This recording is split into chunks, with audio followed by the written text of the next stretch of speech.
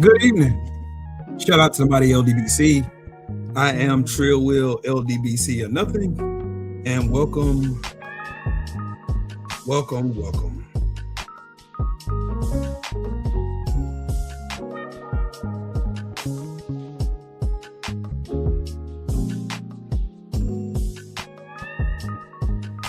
It's a new day. It's a new day.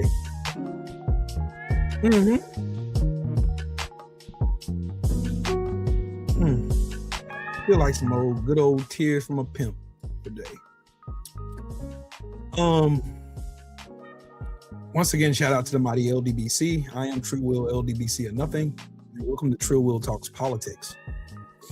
3 rules I have. Number 1, make sure you are subscribed to the channel.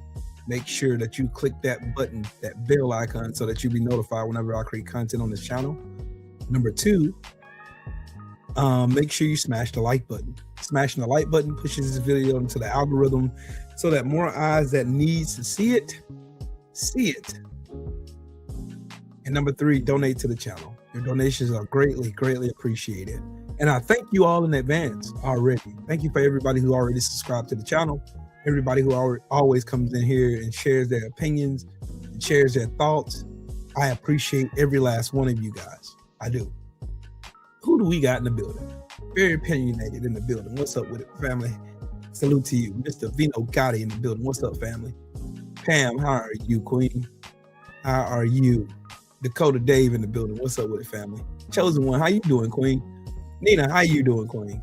ATX Red, my dog, in the building. What's good with it, Brody? Miss Fancy is in the building. How you doing? My brother, Freedom's March. Enjoy your family, brother. I ain't gonna be before you long.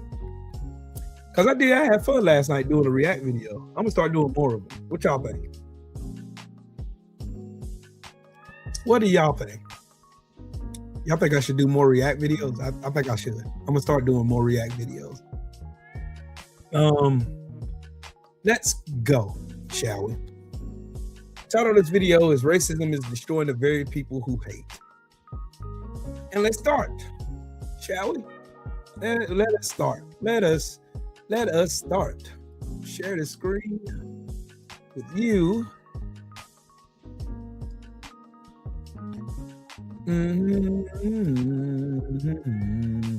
Let's start with this dingbat Kelly Loeffler. Listen, just listen. My brother Reef in the building. What's up, big bro? Small business optimism is really spiking under President Trump after 4 very difficult years under Joe Biden. Look, small business optimism is above its 52-year average, and according to the U.S. Chamber, in the 3rd quarter, it reached all-time records. And a lot of it thanks to the Working Families Tax Cut, that small businesses finally have certainty about what their tax rate's going to be, that 20% pass-through deduction, now the 179 expensing. That means that higher limits on the ability to expense immediately for purchases they make in capital equipment, and also R&D expensing. So I don't think small business owners have ever been so excited to pay their taxes thanks to President Trump.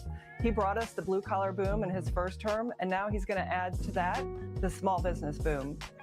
You see how they lie? Now, how many small businesses have went out of business due to Donald Trump's stupid ass tariffs? How many small businesses have went out of businesses, have closed their doors due to the facts that Donald Trump is an idiot and does not know he doesn't even know how taxes work. He just avoids paying them, right? Fox News is a propaganda machine. This is all they do at Fox News. It's a lie. That is all they do. Diane, good morning. Fox News is nothing but a propaganda arm that blows Donald Trump every chance they get. That's all they do. They lie. And they lie. And they lie. And they lie. And they lie. And they lie again without impunity. They keep lying. What are the things that look small business? They keep lying every time. Every time. And all you have to do is show receipts. This is all you have to do is show receipts. This is all you have to do. Bankruptcies.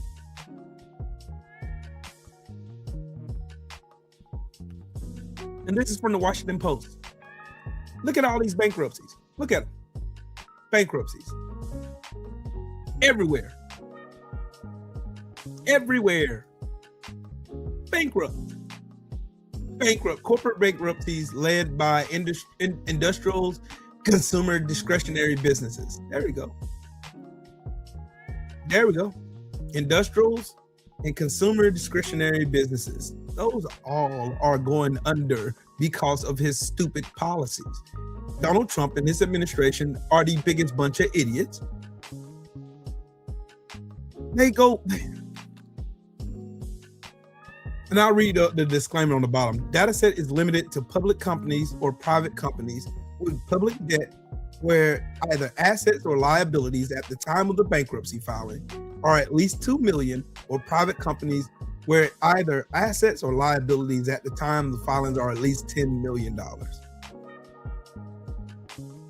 Hey babes, what's up BB Otis? What's good with it, bro? They lie. All they do is lie. This is all they do is lie. Lie. The cap. Cap. All you have to do is pull receipts. I have not seen business owners, small business owners. I have not seen that yet. And all you have to do is just pull up articles. You have articles, excuse me, right at your disposal, right here. Right here. Mom and pop business bankruptcies hit a record as debts rise. Right here. Receipts. This was wrote on December 2nd. Right here. You have it right here. Right in your face. Right in your face. Right in your face. But they don't care about receipts. They don't care about receipts. They don't care whether you're in debt. They don't care whether you lose your small business. They do not care. The only ones that are profiting are Trump and people like Trump. That's it. If you're not a billionaire, you're not profiting. And you didn't profit the first time Trump was in office.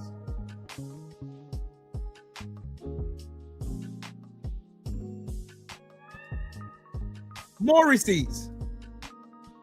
In the Washington Post again, bankruptcies soar as companies grapple with inflation and tariffs. Businesses in vulnerable sectors found themselves caught between rising tariffs and beleaguered consumers because we can't spend money. Hi, Christina.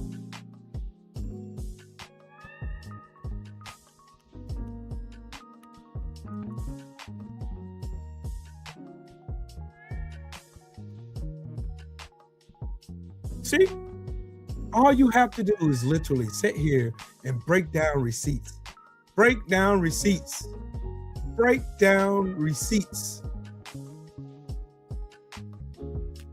Corporate bankruptcies surged in 2025 to levels not seen since the aftermath of George W. Bush's goofball 2008 Great Recession, with over 717 plus companies filing for bankruptcy through November.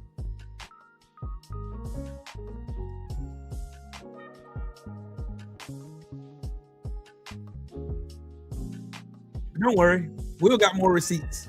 Hey, Susie. Hey, Benny Loco, how are you? More receipts for you. There you go. The very people who hate, who voted for Trump, because if you voted for Trump, you voted for hate. If you voted for Trump, you voted for hate. You voted for racism. You voted for bigotry. You voted for transphobia. You voted for homophobia. You voted against women's bodies. You voted against everybody who you consider a minority. That is what you did. This is by Bloomberg. Corporate bankruptcy surged in 2025, rivaling levels not seen since the immediate aftermath of the Great Recession. And import-dependent businesses absorbed the highest tariffs in decades. And why do they absorb higher tariffs? Because Trump's an idiot.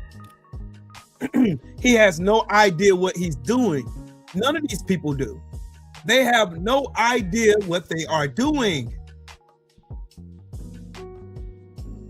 I'm going through it. I'm going through it. Just showing y'all where they lying at, first off.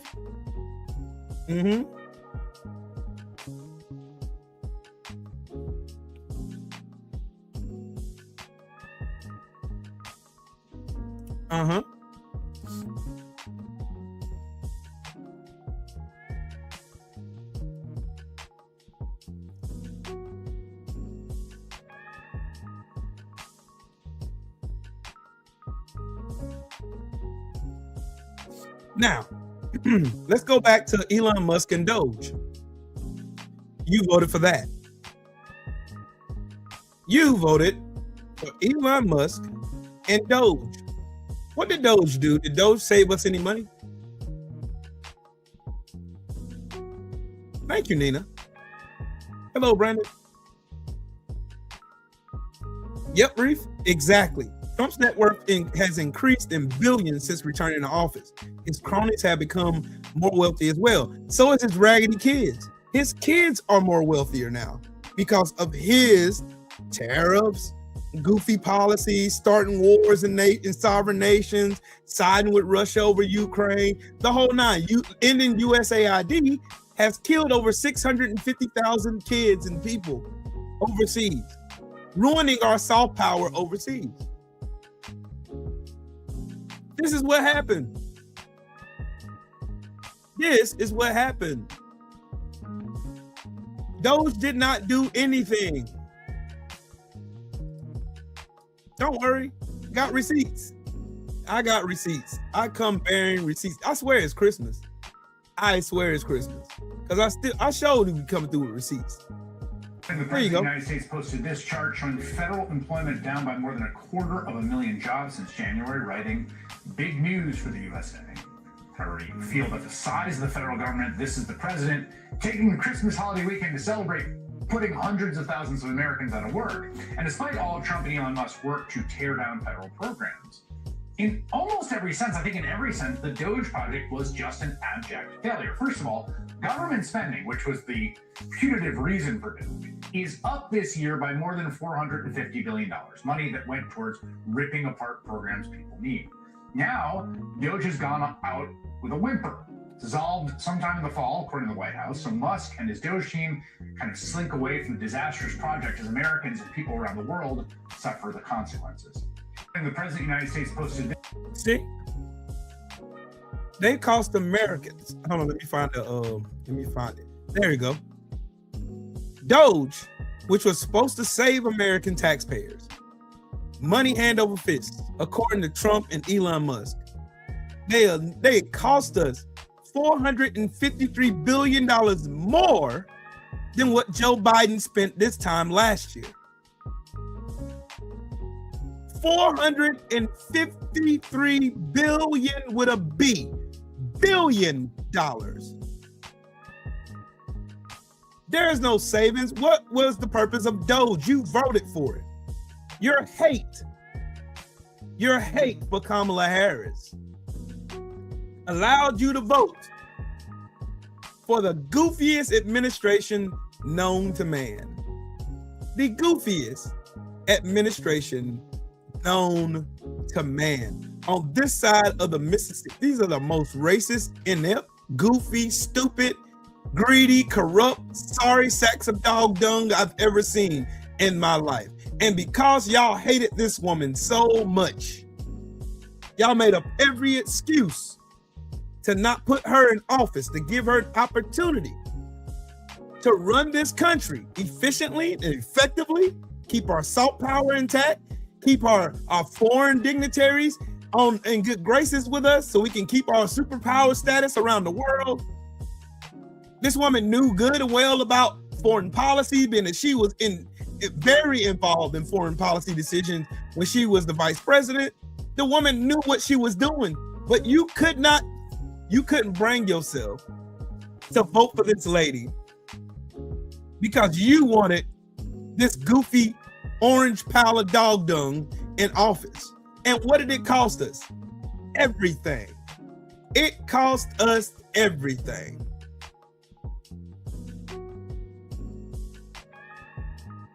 Everything. Everything. If you look at what Doge did,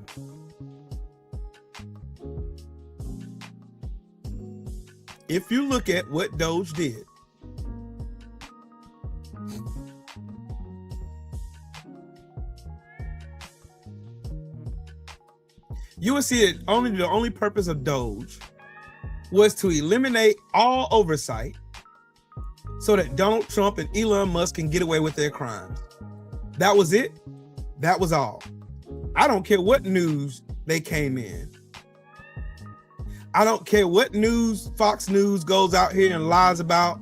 I don't care what Elon Musk gets on shitter and lies about. I don't care what none of these goofball idiots do. I do not care.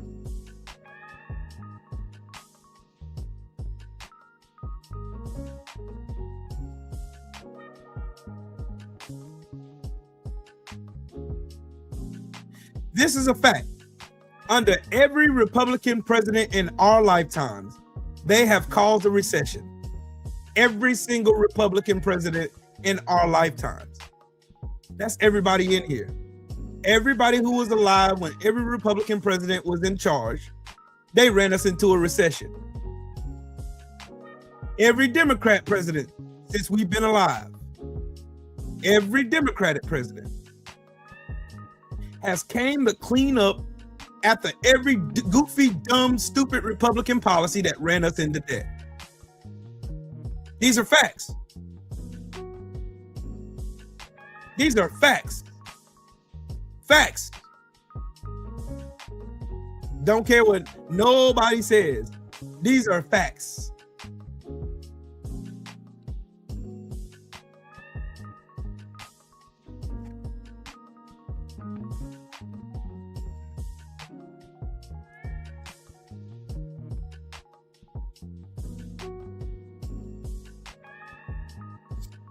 Hello, Julie.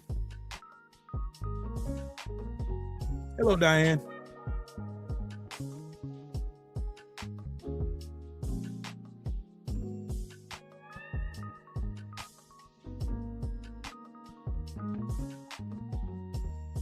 Now you have Donald Trump,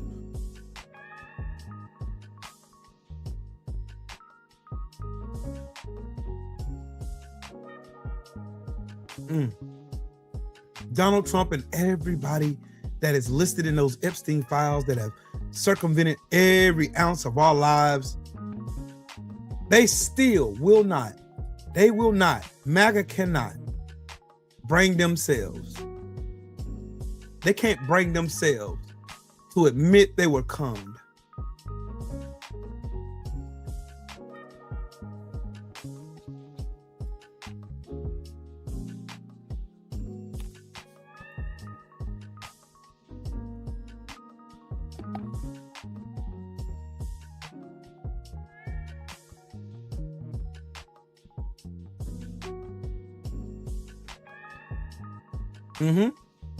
Y'all know I got the show. Got the show. Got the show the results. I like this video. It's all Republicans in the files. It's all Democrats in the files. No, it's all fucking elitists in the files. It's all members of the top 1% in those fucking files. You know who's not in those files? There's not a single line cook. There's not a single mechanic. There's not a single landscaper, a single construction worker, a single warehouse worker, a single call center worker. Not a single member of the working class, and I guarantee not one single illegal immigrant is in those files. You know who is in those files? The victims. And who are the victims? The victims are your children. They're not their fucking children, no. Why is that? Because these people target the most vulnerable, the weakest among our society. And they've been doing it for fucking generations. Start punching upwards. Stop fighting your fucking neighbor to your left and your right. It's not their fault that you are struggling. Whose fault is it? That's my whole point. That's my entire point. The goofball MAGAs come in here arguing, talking about the most irrelevant stuff of all time. Nor do they care about the elitists stealing all your money, getting the most welfare, pointing you against everybody else, but you're not looking up to see who's the ones causing all of this harm to you and your family. Y'all don't even care. You don't even care. You don't even care. Your hatred for brown people and black people is so much. So much. Your hatred is so much. You hate me so much for nothing I've ever done to you. You hate me so much. You hate me so much that you are willing to sacrifice your very own livelihoods just so you can own the libs. So you can own the libs. Leo August, your mama's ignorant. She should have swallowed. She should have swallowed. Look at this goofball. Norbia Lanise 8442 says the only thing Doge did was expose your party facts, and now you're efficient. You look stupider than you sound. Y'all keep thinking this is a right versus left thing. Y'all keep thinking this is a left versus right. This is a Republican versus Democrat thing. This has never been that. This is a dumbass redneck poor motherfucker versus us. Look at Shane. Shane wants me to fail so bad, don't you? I bet you can't do a live and get 60-something people in here. I bet you can't. 24 likes. Your channel is crashing. Look at this fucking goofball. Look at him. Look at this dork. Look at this dork. Your channel is crashing. I got more views than you. Let's go look at your channel, Shane. Let's go look at your channel. Let's see what you got on your channel. Let's go look at your channel, Shane, shall we? Ah, yeah. I understand. I see why you hating. I understand. I totally understand. I understand, Shane. I understand. You got 134 subscribers. I got damn near 11,000. How many views you got on your channel? Let's see. Let's see how many views you got. 810 views. Well, how many do I got on mine? Let's go see mine. Let's see Will's. Let's go see Will's. Hey, Will, how you doing, bud? Let's see. How many? 2 million? 2,046,113 views on my channel. I see why you hating. I see why you hating. I see why you hating. I understand why you hating. I understand. I totally understand. I understand where the hate comes from, Shane. I do. I understand. I totally understand. I understand, Shane. I understand. Anyways, in your ways, I see why you sitting over there hating. I see why you hating. Because you could never do a video for 2 hours and have 100 people in there the whole 2 hours you on live. Oh, play one of his videos. Let's see. Let's see. Hold on. Let's see. Let's see what this Wayne got to say. Short video. Man, get off them people internet. This man is on. This man ain't got no internet in his house. You got I other. just watched Prep.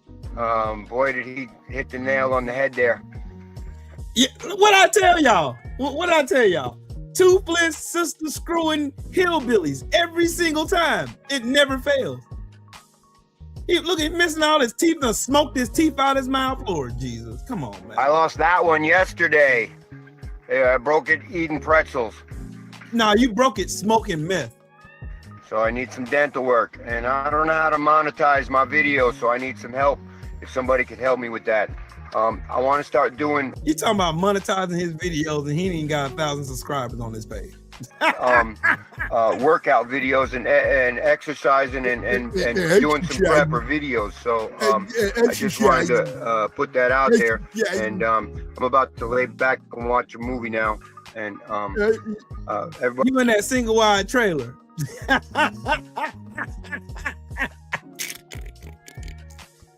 You in that single wide trailer, bud.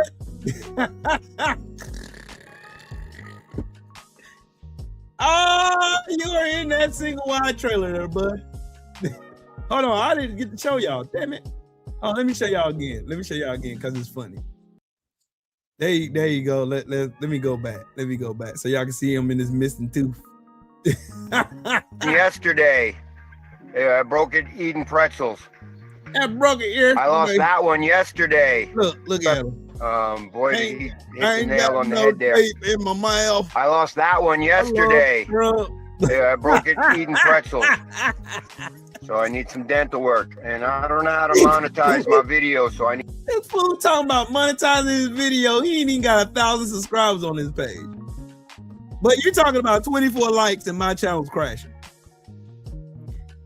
Every video I ever done got more views than everything on your page. You in that raggedy ass single wide, you got other problems to worry about, bud. You don't need to be worrying about me. See, that's the problem. That is the problem with you racists in this country. Y'all white ignorants keep worrying about black folks. Y'all keep worrying about us and what we got going on, and I'm doing better than you. Nitty Tree, what's up, Brody? Y'all keep worrying about what our black behinds are out here doing when you should be worrying why you living in that raggedy tin, that sardine can you live in. You should be worrying about your own livelihood, sir. You're worrying about the wrong things. They don't never have teeth. They don't. Look at this racist right here. Look at them. They can't help themselves. They always got to come into our spaces.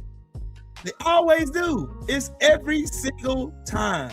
These raggedy white ignorants come in here every time. I guess JD Vance told y'all that y'all don't have to apologize for being white, even though you never apologize for doing anything.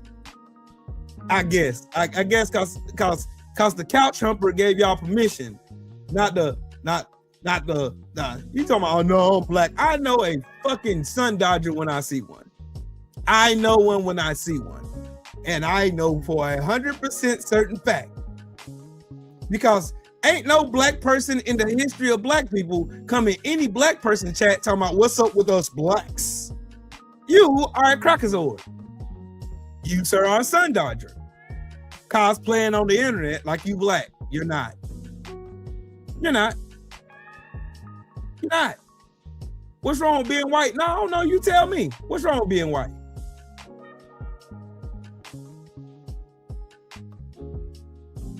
Tell me what's wrong with being white. I can tell you everything what's wrong with being white. You're entitled, you're mediocre, you're violent, you hump kids, pedophiles. Y'all don't take accountability for nothing. You're cowards, you're victims.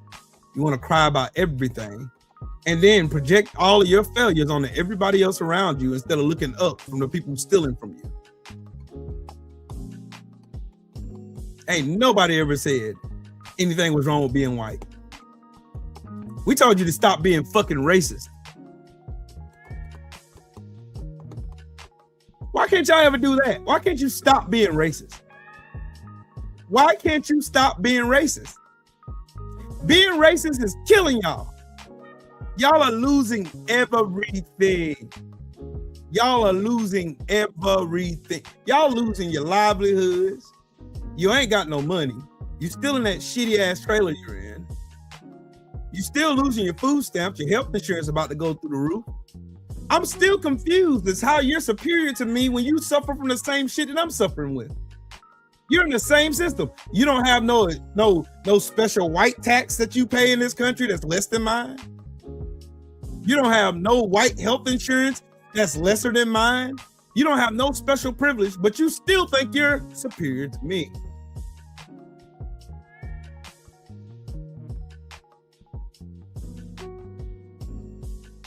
Look at him. Look at this goofball. Look at him. I told you. What did I just say? Racist motherfuckers never take accountability for nothing. Oh, the black people made us racist. So you mean to tell me, now y'all help me out here. Black people in America have suffered over 400 years of oppression. We suffered over 400 years of discrimination, lynchings, rapes, murders,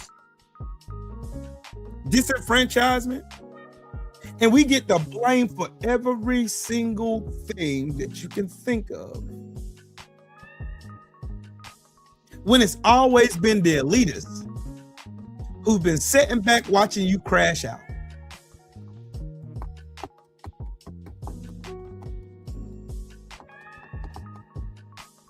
This fool said the reason why is because black people were given the world and abused it.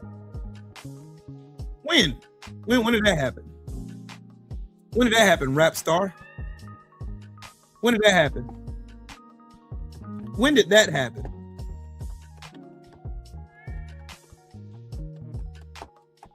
Fish Sticks Kanye said, I can't critically think, but yet he can't answer a single question that I asked.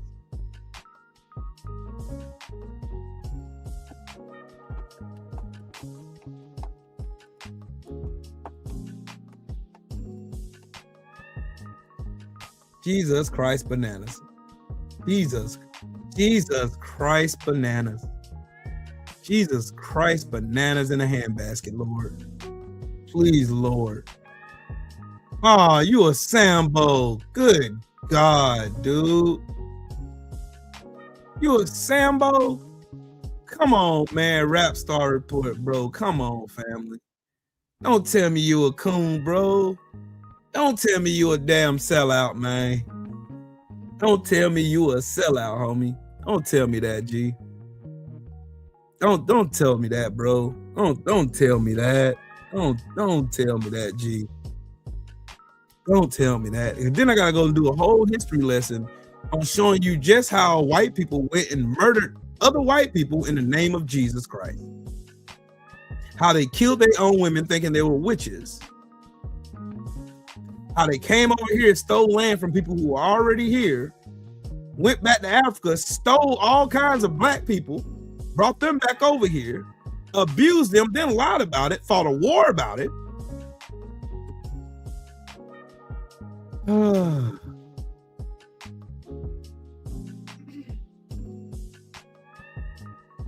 Come on, man.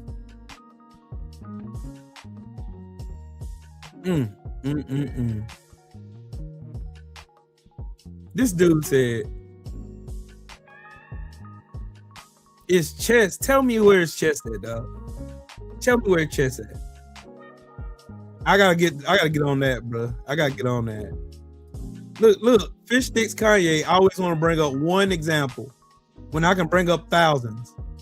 All right, you want to do that? Let's play a game then. Let's play a game, buddy. Let's play a game. I guarantee you're gonna lose."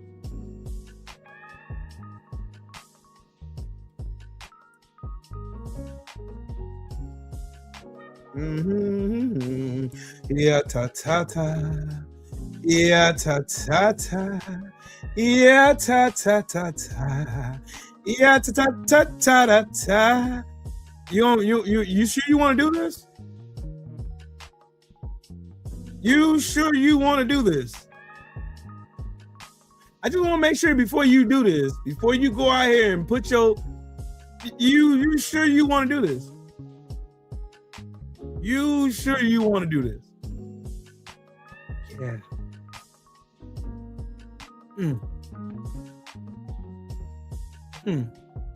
Okay. Bet. Very well then, sir. Well, you know, Will, I'm the master of receipts. I am the master of receipts. So you want to bring up the black guys who pretended to be, okay, cool. All you have to do is text white on white crime. And then boom, go here. He pointed it right in my face. Detained shoplifter at Walmart pulls out gun, tries to blow away police officer with a gunshot to the head, but it jammed. Oh, yeah. All right.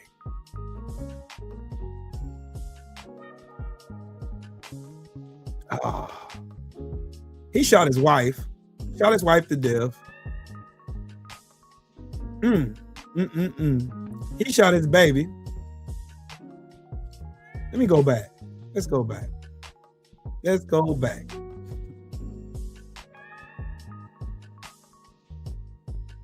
Sheesh. Man fired shotgun at Amazon delivery driver who mistakenly pulled in his driveway with her teenage son in the car. Wow.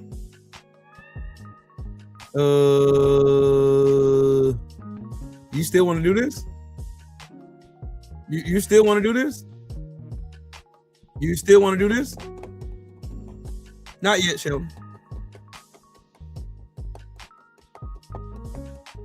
This goofball is still trying to... Nigga, you got a civil war. You got slavery. You got the Christian Crusades. And you in here trying to say who's violent or not? Nigga, y'all fought a war to keep their own black people. We all know it. So you mean to tell me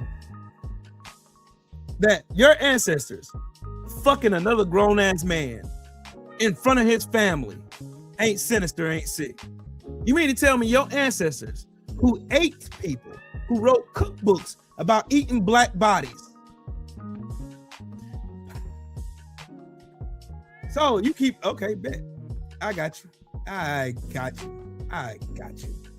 Trigger warning. I got you. Black people are more violent. Black people are more violent.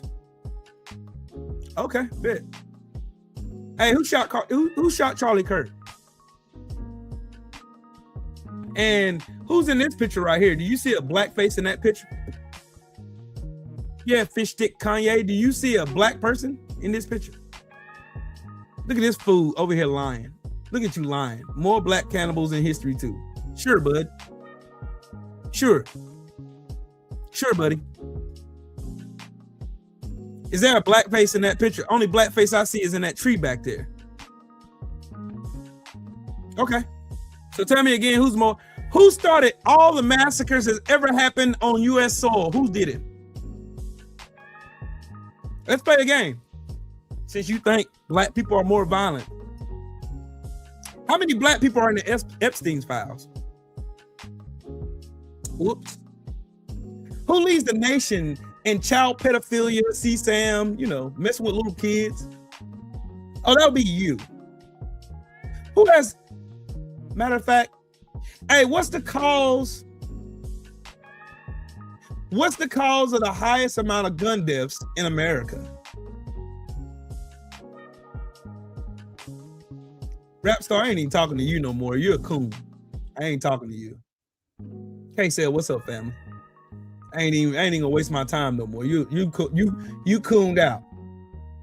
You don't know your history at all. Don't know shit about history at all. I'm not even gonna waste my time. Yes, Brother Reef, exactly right. This motherfucker's in here trying to talk about black people like we're the most violent. They can't name. I'm ready to start now. Now, I'm gonna clear my screen off. That's what I'm about to do. I'm about to clear my screen off. Cause since they want to talk about this dude, look at this dude, man. Look at this fucking goofball. Look at him. Look at him. Dude is brainwashed, but I'm showing you a real live picture that's on a postcard.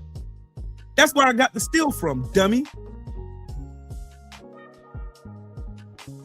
DP Rocker, what it do?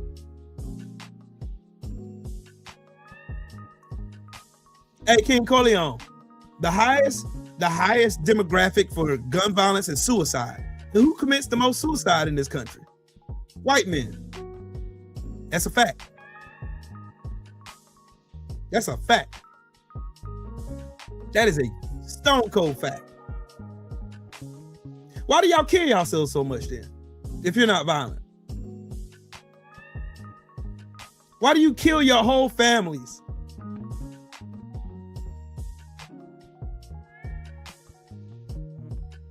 Look at this fucking goofball. You want to point fingers. Dude, you do realize you're black in America, right?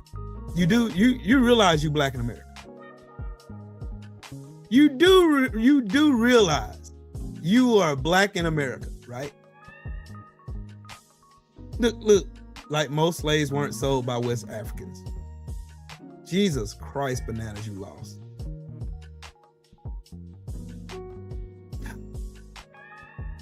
Jesus Christ, bananas. Y'all do not know anything about what the fuck y'all talking about. Nothing. Y'all don't. So he just takes his hate out on whites. Sure I do, bud. By showing you the real life history. That's real life history that's posted on my screen. Where a black man that your ancestors lynched. On some bogus charges, by the way. Right there. That's a real life still shot from a postcard. How many lynches did black people commit on U.S. soil? Let's start there. Since we're the most violent.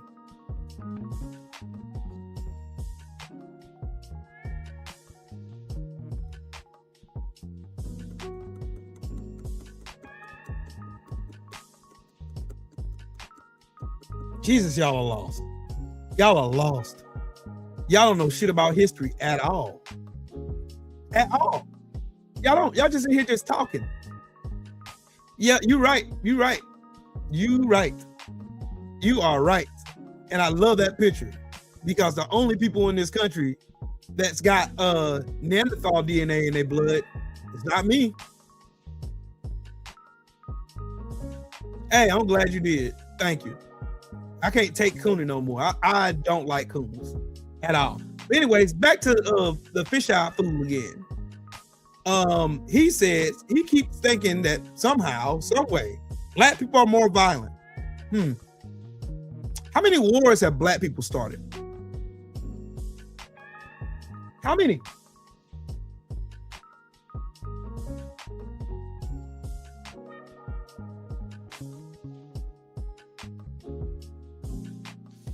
How many?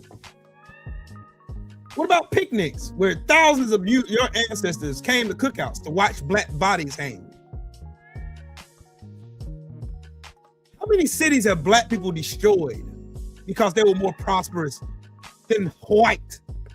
How many white cities have black people bombed in the history of America?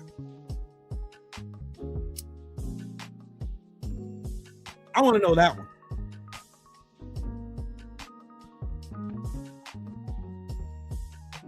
Since black people are more violent. Yep, Trump just bombed Nigeria for some made up reason. Oh, the Christians are. When did Trump ever give a fuck about anybody in Nigeria? My brother, Coach Hudson. I'm glad you landed your plane in here, sir. Yeah. Peace, brother. Can you hear me? Yeah, I can hear you fine, brother. Man, salute to my brother Trill Will, and peace to everyone in the chat. Mm-hmm. So, first of all, brother, I just have to say this because I heard you up here cooking. Mm-hmm. To all the white people in the chat, I have to say that I feel bad for those of you who are patriotic and you are sick of the parasitic racists who are among you in your communities. I don't think they understand that you racists, your own community, have been sick of you for a long time now. Anytime someone tries to speak about the safety of your children, the future of this nation, you try to first make it about it being left versus right. But I see straight through your selective morality. You know, I don't know if you remember True Will, but I remember being in the military when President Obama was first elected. And the way I heard some white soldiers speak about our commander-in-chief and not be checked on the spot. Then I was still in the service when President Trump was elected. And if you said anything bad about that man, you were reprimanded and you were dealt with immediately. You all have selective morality and you all are hypocrites. And for a black man to come into this chat to defend your master, yes, sir, you are a coon. You are the worst kind of brother, because in the middle of this brother fighting, you're going to come up here and defend what shouldn't be defended by you at all. So when you talk about violence, let me tell you something about violence, and salute to all the veterans in the house. Brothers, since you want to say it's both sides, I want anyone in the chat to tell me a military base that white people go to, and when they go to that base that they are briefed as white people to be careful because there's a black mob outside of the gate that you might run into. I want you to tell me one military installation that whites have to go to worry about being attacked by a black hate group or a hate group at all. It does not exist. So that's something that I had to go through. That's something that Trill Will had to go through. Any black person who went to Fort Leonard Wood, you got those briefings about St. Roberts. If you went to Fort Benning, Fort Gordon in Georgia, you got those briefings. So don't try to put your hate and what's in your heart on us. Then when we get and we introduce to white people who have not had any experience with blacks, and they come to boot camp, we take our time. We say, listen, man, I know you saw the propaganda of black people, but we're not all like boys in the hood. Facts. We're not all thugs. We're not all gangsters. And by the end of boot camp, by AIT, when you get to your units, you become friends. But a lot of times, let me tell you what happens to the racist. You start seeing that you can get privilege. You start seeing that you can be pushed through the ranks a little faster than your black brothers and sisters who have kept you safe on deployments, who have had your back, because your situational awareness of danger isn't always like your brothers and sisters who come through these war-torn communities in the country, and then you turn your back. You see, to see Pete get up there and talk to generals the way he spoke to them, I remember when you was coming in the National Guard. I remember black officers helping you pass those tests. But then for you to get in this position of power, like many of you undercover racists and cowards do, then you turn on us. So to see a brother, to see a racist come through these chats, it just lets us know how much of a hypocrite you are. It lets us know that it's not even about left and right, because that's a veil that you all hide behind. You hide behind, I'm a Democrat. You hide behind, I'm a Republican, and Coach Hudson is neither. But what I have seen is this. This is the difference. I remember being young and hearing people say, well, we are the party for law enforcement. We are the party for veterans. We are the party that represents. You all are liars. You all are hypocrites. Because when Trump and the January 6th situation happened and law enforcement died on those steps, you all excused it. Blue lives didn't matter then. And the list can go on and on. You all pick and choose. But my brother Trill Will, when he starts talking about our country, and maybe that's our fault. Maybe it's our fault because we sit up here and try to say we're in it together. But some of you, and it's white people in the chat who have commented and said, listen, you racist, we are sick of you. And it's interesting when you talk about being a victim every day is exhausting. Let me tell you what's exhausting. What's exhausting is fighting in every war with you because you can't win by yourself and then come back to America and be treated like crap. What's exhausting is hearing on Fox News every day how you're discriminated against. How as a white man you have it hard in America. You just have it so hard. That's exhausting. What's exhausting is as an American traveling the world and they think automatically that we're idiots because this is what we're being represented. This is how the world is seeing us. What is exhausting is every time people try to come together to fix something, you get in the way. Every single time we try to progress forward, whether it's white women, black men, children, everybody else, it's some of you racist, hypocritical white men, some of you spineless, self-hating Negroes who feel that if I just defend the master, if I just defend them, I will have a seat at their table, when they're going to use you like a token. And what is the purpose of a token? The purpose of a token is to be spent. So go ask all these brothers who got that wake-up call, that ninja wake-up call. You want to talk about being a victim. Trill Will, can you believe that? Nope, I can believe it. It's clear as day. They always look, but what was the whole purpose? If black people want to be victims, coach, then what was the whole purpose of the formation of the Ku Klux Klan? The Ku Klux Klan was formed because of white grievance, because they lost the Civil War, because they seen prosperous black communities and they hated seeing it. They seen black communities wanting literacy in their communities, adequate health insurance, decent paying jobs, a decent place to lay their heads at night. They wanted just equality. Black people ain't never been whining about, oh my God. You had a 400-year head start. You had a 400-year head start, and I'm still better than you. What does that say about you? You're mediocre. You can't think for yourself. There ain't an invention that you didn't steal from somebody else. There ain't an idea that you ever had in your rational little pea brain of yours that is an original thought. There's nothing that you do now that they ain't already tried 50 years ago. There's nothing Trump has ever done that's an original thought. Everything he's doing, he's cosplaying Ronald Reagan. He's cosplaying Richard Nixon. There's nothing that y'all have ever done, ever, that y'all ain't whine about black people having equality, that you ain't whine about black people actually just seeking a way of life. You can't name a white podcaster right now that's on the right wing that don't sit around and whine all day. All Charlie Kirk did was sit around all day and whine because he couldn't make it into a military school.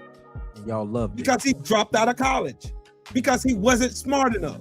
That's why he went around on college campuses debating other idiots just like him, just like Fish Sticks Kanye, just like that goofball.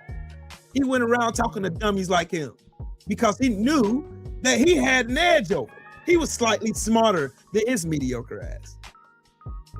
He was slightly smarter than him. So it gave the optics that Charlie Kirk was actually smart until he went in front of a smart person. As soon as he goes in front of a smart person, what happens? He falls apart. Oh, they're attacking him. Oh, man, he's attacking him. What has Alex Jones built his platform on? White victimhood, white guilt. What has, let's see, just pick a random, Tim Pool. What has he built his platform on? White victimhood. Nick Fuentes, white victimhood. Oh, our women, we can't make babies. We can't do, and it turns out he's an incel. He's never slept with a woman a day in his life. But here you are. Oh, it's victim day. It's black. Me telling you about who your people are. And I'm showing you a whole video right here where a whole group was formed in 1865 that's still in existence today, that's whining, crying because they're mediocre and they see black people doing better than them despite having every rule of the game rigged against them. Black codes, you don't want to talk about that. You don't want to talk about convict leasing. You don't want to talk about the Civil War and how the Civil War really ended. You don't want to talk about none of that indulge in fact. All you do is come in here and talk out of a place of emotion. Come on. Because you are a failure. You have 400 years to whoop our black asses and do better than us financially, to do better than us societally, and you still fail. That stands more about you than it does about me. I ain't complaining about my place in society because I earned my way there. Nothing was handed to me. Nothing was handed to my brother Coach. Nothing was handed to any black face you see in this chat. We earned every bit of it because you rigged the system against us. And we still whooped your ass. That's why y'all hating on black women. The most educated demographic in this country is black women. The most entrepreneurial spirits in this country are black women. And you're jealous. Y'all have always been jealous. That's why you bombed Rosewood. That's why you bombed Black Wall Street. That's why you destroyed women to North Carolina in 1898. That's why you destroyed Elaine, Arkansas. That's why you blew up Ocoee, Florida. That's why you dropped the bomb on the Move building in 85. That's why you do. That's why y'all resort to violence every single time, because you're mediocre. Donald Trump is the poster child of mediocrity. This whole administration is a poster child of mediocrity. Y'all are so stupid. You're so stupid and full of hate that you don't even realize you're killing yourself. You're ingesting poison while spitting poison out. You don't even care. You don't even care that you're killing yourself. You're willing to die on a hill of mediocrity just so you can own a black person. Oh, I can show you. I can show this black. I can show them I'm better than them because Trump told me I was better than them. Come on. That's all Trump did. He honed in on your apple pie, your weakness, your hate for my black skin because I'm better than you. Despite having every obstacle that you can put in my way, I'm still better than you. I'm smarter than you. I'm faster than you. I look younger than you. I got more money than you. I'm more prosperous than you are, but I earned it. I didn't have to backdoor nobody to get to where I was. I didn't have to cut nobody. I didn't have to go to a cousin who knew somebody that knew somebody to get that job that I wasn't qualified for. You did. I didn't know the sheriff to call in a favor to expunge my record. You did. It's real funny that y'all always come in here talking about black people are always playing victim when we've been victimized for over 400 years. And it's still victimized today. It wasn't until we freed ourselves. Go ahead, Coach. Go ahead. Do you all realize how far we could be as a country if we just unified as a people? But let's sit here and really think about it. Who is always in the way when we try to unify? And to those of you, let me just go ahead and disabuse you of some of your ignorant Fox News talking points, your ignorant white supremacist talking points. Let's break it down. When you talk to us and you talk to us about gang violence, black on black crime, well, let's go through the history. Let's not have amnesia, people. You see, when we had organizations, when we had unity, there were people. And guess who those people were who assassinated our leaders? Not only assassinated our leaders, but through the COINTELPRO program, infiltrated all of our organizations, every single one, not just the revolutionary ones, because you all would try to use that lie and say, well, the Black Panthers was a domestic. No. The NAACP, SNCC, all of our organizations were infiltrated, and you, like a devil, like a mischief-making enemy, you all made sure to do everything you could to tear down those organizations. So don't come talking to me. You don't know nothing about the Crips, the Bloods, the Gangster Disciples, the Vice Lord, who started off as protectors of their communities. And then when drugs, and last time I checked, none of us own any planes. Last time I checked, we weren't going to go get the drugs and push it through our communities. You all don't talk about that. So don't come talk to us about black on black crime. If you all want to talk to us about black on black crime, I tell you what you do. You all get together, since you care so much, and you go to the FBI and you ask for reparations to all the black communities that were affected by the COINTELPRO program, since you care so much on your high pedestal of morality. Facts. But you're not going to do that because you don't really care. It's just another strong talking point that you get to use to try to crap on black people. When you speak about victimhood, when you speak about crying and whining, don't come to me with your emotion. Mm-hmm. I want you to answer my question that I asked earlier. I want one of you bigots to tell me a military installation where a white American has to go get a briefing about a city that he isn't safe in or she isn't safe in. You can't, because it does not exist. If the city is not safe, it's not because the white skin that they have.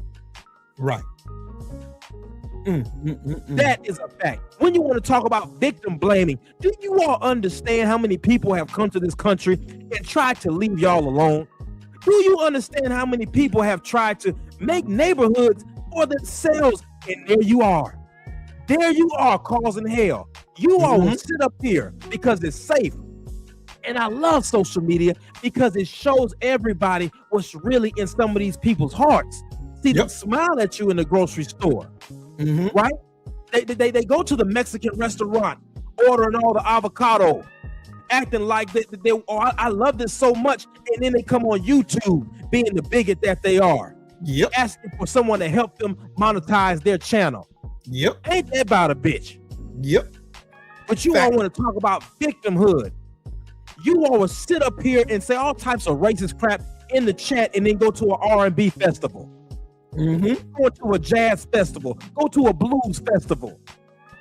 And you want to talk about, we've tried to leave you alone. We've tried to go on our own. And you know what you did? During Reconstruction, when we bought land, you all would wait till the man would leave the land and rape the women and children. That's what happened. Facts. Down to the point when we started fighting back, they sent the troops back into the South. So don't come talking to me when you don't know the real history, because you're going to have a hard time looking in that mirror, because I know the things we're saying you weren't taught in your miseducation school system. Anytime we try to come together, anytime we try to unify, here you come effing it up. Every single time. Like clockwork. They kill me acting like they give a damn about black youth. Now, I am Coach Hudson. I'm in the streets with the youth, trying to keep them from killing each other. So when you come to me and try to talk to me about black on black crime, I'm out there doing the work. Now you tell me the work you out there doing to stop your sons and daughters from going into schools and shooting them up, going into grocery stores, shooting them up, going inside a church where people are praying and they allow them into the church with open hands. That small time crap don't work on me. So you keep your mouth, you keep your raggedy snagger-tooth mouth shut when you talk about black people. Thank you. Because when Free Will started this, he was talking about patriotism. He was talking about both sides. He was talking about things that could move the country forward. And then you racists have to come in here because you are a mischief-making devil. You are a parasite. This is a great empire, but you know what's going to tear it up? It's parasite, which is you inside eating it up. Factuals. Will said, Coach. They look, in every instance in America with black people, after we emancipated ourselves, let me start there. Because that lie that they told, Lincoln and white people, they let go, they freed the slaves. No, they didn't. No, they didn't. Because if they freed the slaves, then where did the Ku Klux Klan come from? Come on. Where did black codes? Where did Jim Crow? What happened during Resurrection? What happened when matter of fact, I'll tell you another thing that pissed them off. Okay, during the Great Depression, what were black people doing during the Great Depression? Making that money. We had a Harlem Renaissance going on at the same time y'all was scraping change together to eat. And you hated it because you already stole everything from black folks. And we were masters at taking nothing and making something out of it. And y'all can't figure it out. You still can't figure it out. Y'all don't even know what the origins of soul food came from. Y'all don't even know the origins of how black people were able to survive, how they able to keep themselves. And you wonder, and look, I'm gonna tell you something else. Here's another statistic that you can't deny. The only demographic in this country whose demographic is declining according to the census, it ain't us. We're still at 13, 14%. It's you. Because the very venom that y'all are spewing on our people, you're killing your own selves with. Your women don't want to reproduce with you. And then y'all come in talking about the great white replacement theory, remigration. You even got the Secretary of State. You even got the weird Homeland Security Director posting on Twitter talking about remigration. Now you tell me who's the problem in this country. It's not me. It's not Coach. It's not BVO. It's not none of us. We ain't the reason you're failing. It's you. It's always been you. That's why every time you seen Black prosperity, you had to slither your white ass, thin-lipped ass over into our conversations. You had to bring your ass over, make up some false allegation of violence so to justify you killing us. Just like now, you see all of your comrades picking fun at a man whose neck was knelt on for damn near 10 minutes, and you make every excuse for how that man died. Y'all try to credit it to fentanyl and all kinds of crap, even though you had an actual expert who sat on a panel on a undersworn testimony and told you the reason why this man died was because of asphyxiation. The knee being placed on the back of this man's neck, squishing his trachea. Oh, he could talk. Did you know that you can talk if your trachea is squeezed within 15 millimeters? That means if I got my hand around your neck, you can still talk. Even to your last breath, you can still talk. That was proven by the testimony of a forensic scientist that sat on the panel, that sat on sworn testimony in a court of law under the threat of perjury, and said George Floyd only died because of asphyxiation. But here y'all are making memes, 5 years sober. Then the moment we say something about your bigot, that y'all made a martyr, now all of a sudden, no, we're wrong. Charlie Kirk was a saint. Where? The dude was a podcaster who was a white supremacist who died by this very venom. That's the perfect example of what I'm saying. Charlie Kirk is the poster boy of what I'm saying. Your very venom is the thing that's going to kill you.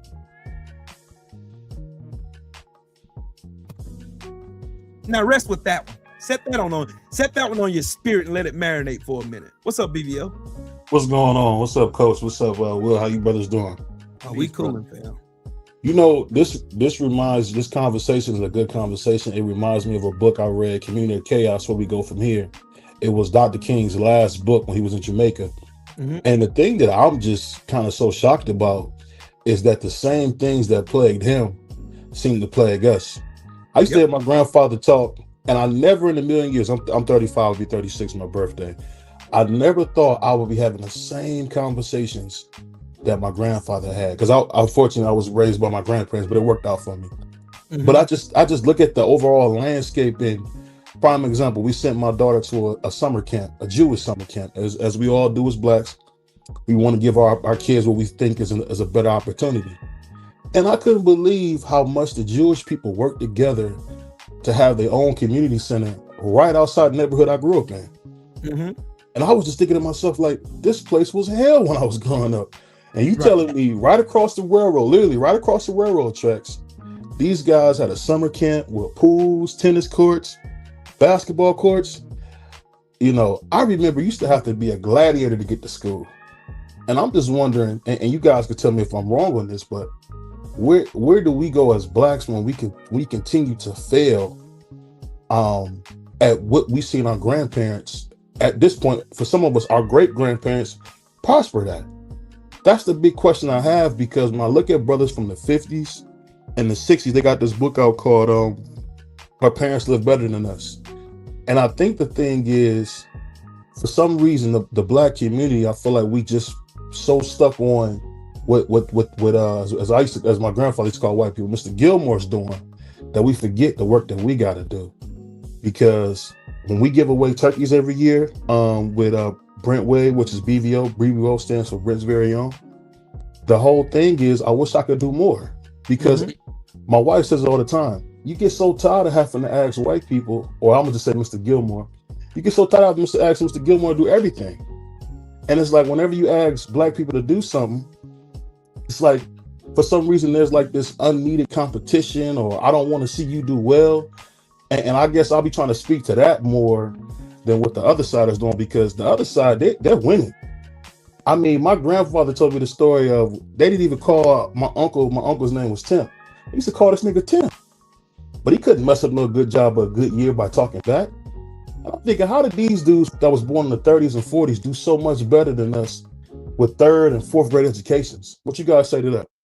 Okay, I can cover that one. That was easy. You got to look at it. You from the time your grandfather grew up to where we are right now, things are very much different. Back when my dad was growing up, my dad was born in 1953. My mom was born in 55. My grandfather was born in 1913. When they were growing up, when they were coming up, they had it easier economically. They had it way easier, despite being disenfranchised in jobs. That's what pissed all the races off. The same thing with the Great Depression. My grandfather lived through the Great Depression, lived through it. How was they able to manage despite having less? And now we have seemingly more and we're doing less. Notice that every black leader in the black community, everyone, Fred Hampton, MLK, Malcolm X, all of them had some kind of coon or Sambo that they installed around them, keep tabs on that person so that they can set them up to eliminate them, just like that. We have no leadership in our community right now. Why is that?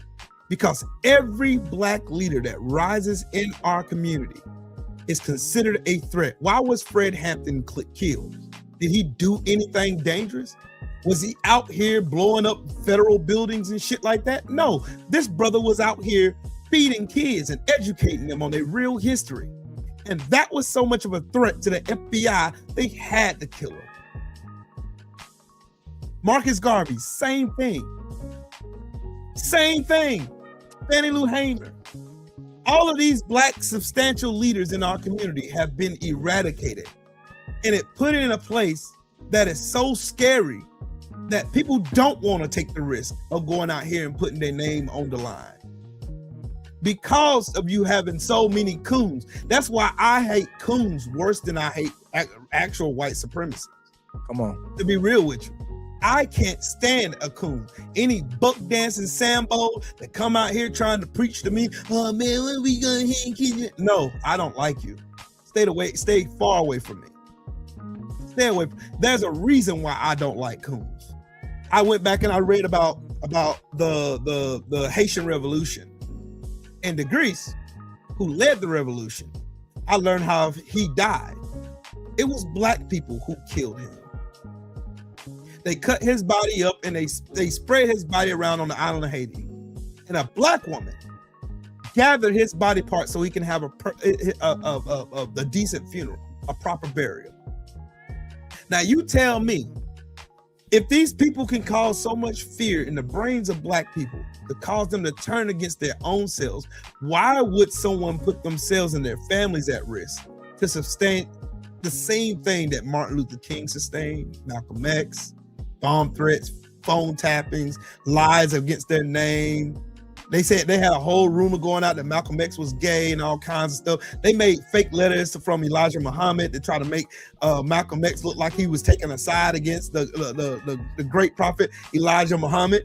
They did everything they could to try to destroy leadership in our communities. That's the reason why it's different. That's the reason why we're still singing the same song that they sung. Because they remove essentially black leadership. You see what happened with the Black Panthers. Black Panthers was out here creating free lunch and free breakfast programs for kids, helping out communities, educating our youth, keeping them out of trouble. That was so dangerous to these races, they had to infiltrate it using a dumbass coon. But I ain't gonna hog it all up. And shout out to Boss Red in the Super Chat. He said they use black and brown success as an excuse for their mediocrity, subpar life, because they had all the advantages and still fall behind us. That is a fact. That's a fact. Well, I think you made some great points. My only question would be, to kind of give people more context, do we give Marcus criticism for hiring people who weren't qualified to run those programs that he run? He was notorious for that. But giving opportunities that were people that didn't necessarily deserve them or even know what they were doing. Can we criticize them, or is that a bad thing to do when you say some of the moves that our ancestors made were not the best. When you talk about Malcolm, right? Mm-hmm. I know what you mean when they try to say he was a homosexual. People don't understand that the things people had to do to survive back then, it's just totally different than now. It's totally different now. My grandma, my Aunt Sarah, God rest her soul, was born in 1910, right? Got a chance to see her right before she passed. They used to jump in barrels. Now I don't know. This is her story. They would jump in barrels to like hide from white people, or if somebody white was walking on the sidewalk and they had their church clothes, they would have to walk in the mud. This is in Wynn, Arkansas.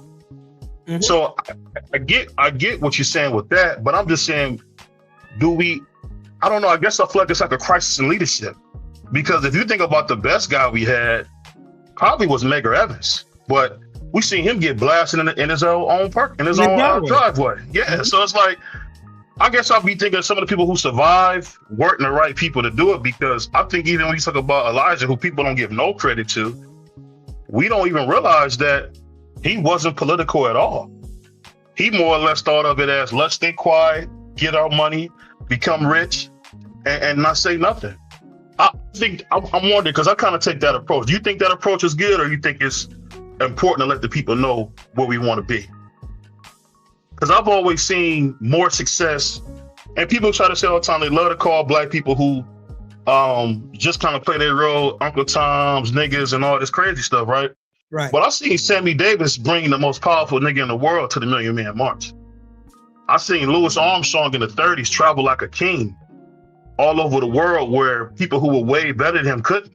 And I'm just wondering, is there an alliance that has to be made, or what do you think, in your opinion? This is a good conversation. I love these conversations, man. Let me get some of that true. Go ahead, Coach. I was about to pass it to you anyway. First off, let me say this. You know, black people are not a monolith. We don't all have to agree. Mm-hmm. We don't all have to be together. We don't all have to follow the same leadership. One of the worst things, first of all, let me break this all the way down. Mm-hmm. One of the worst things that happened to black people was integrating without a real economic plan, number one. Mm-hmm. The reason why that is regardless if you follow Dr. King, Stokely Carmichael, Malcolm X, mm-hmm. Medgar Evers, regardless of what leader you believed in and what philosophy, black people's dollar circulated. Now, mm-hmm. why does that matter so much? That matters because whether your father was a janitor or your father was a doctor, the janitor, the scientist all lived in the same neighborhood. Now, mm-hmm. we all know that images matter. There's a whole mm-hmm. generation that thrived just to be drug dealers and pimps because that's all that they saw. But before we integrated and the doctor moved to the white side of town, the scientist moved to the white side of town, you had something to look forward to and say, you know what? I want to be like Mr. Johnson, who is a doctor. I want to be like Mr. Williams, who works for NASA. We had all of these examples. So that's the first thing. So your very existence as a black child, you saw greatness. Not only that, regardless if you believed in God or not, your black ass went to church. And the reason why you went to church is because everything pretty much went through the church. If you needed a job, there was no internet. If you needed a job, 9 times out of 10, somebody in the church would know somebody to get you straight. If you couldn't pay for medical expenses, if your child was failing in class and needed help, we couldn't go to the white side of town. So you went to the AME church. We all were forced to stick together. Now, philosophies, leadership. See, the worst thing they started making us stick is we have to follow one person. Everybody wasn't with what Dr. King was saying. Everybody wasn't with that nonviolent stuff. Most of the South was actually against what he was saying. And the black man that came before Dr. King, the AME church got rid of because he was talking more about survival, being armed, etc. Mm-hmm. Dr. King tried to take an element from Gandhi's book, which it never would have really worked because Gandhi was dealing with a enemy who was the minority in his area. Preach. Now, when somebody's playing football and they getting whooped, the coach is gonna call a what? when a football team is getting whooped, the coach is gonna call a what if he got one? He's gonna call a timeout. Black folks have never had a timeout to say, hold up, we missed the bus. Let's come back for a second. On top of that, because there are, shout out to the black folks who are doing the work. But let me speak about my experience. When I saw brothers in Chicago doing things growing up, I seen black brothers taking charge. Whether you was a gangster, whether you was with the Nation of Islam, whether you was a Hebrew Israelite, whether you was a GD Vice Lord, if you was a kid in the street and somebody knew your mama, even in the 90s, you better get your butt to school, because not only the gangsters might whoop you, you know your parents is going to whip you. Coach, what are you saying? What I'm saying is, it don't take one person. When you have love for your brother and sister, perfect love casts out all fear. So that means I don't pull my phone out if BVO is doing wrong. I don't pull my phone out when Trill Will is doing wrong. I put my stuff down and I get busy. Now, that don't mean I be stupid. That don't mean I go out here and be dumb, because I'd rather you be like the lion versus the bull. The bull charges the train. The lion let the train pass to live to fight another day. At the same time, there is something going on called the internal ceiling effect in the youth, in the black and brown children's minds. What does this mean? This means the internal ceiling is a unspoken limit on ambition, confidence, self-concept, and even your success. They feel that it is temporary or an isolated situation, because they're not reinforced by the greatness behind them, the history that came behind them. So on top of that, you got to remember, trades were in the school. So just like the church and the school, which were our two great allies at that time, before integration, granddaddy could take care of the household with just high school, because he had a trade in wood shop. He had a trade in working on cars. We have a number has been done so bad on us, where now you got young men like, hey man, I don't got no way to support my family, so I'm not going to listen to you. They don't want to listen to the old head, because the old head ain't got no real wisdom or knowledge to get them out of the situation they're in. That is what they feel like. But there was a time you could go to the church house, you could go to the pool house. Somebody who looked like you is going to help you. So we have to get out of this mindset that we need another Dr. King. We need another Malcolm X. We don't need nothing but each other, because what we realize is we are the seasoning. We are the seasoning of this country. People ain't coming all over from across the world to see what these other folks is bringing up. It's our halftime show that they want to watch. It's our artists that they're coming to see. Facts. It's our festivals that they're coming. You are the seasoning. We don't need nobody else. All of the leaders that God has blessed us with. And I just want you to think about the prophets in the Bible. We have had almost as many prophets in just the 1900s. When I say prophet, men of God who have given us instruction on what we need to do as a people. We don't need any more. We don't need any one person with a great voice.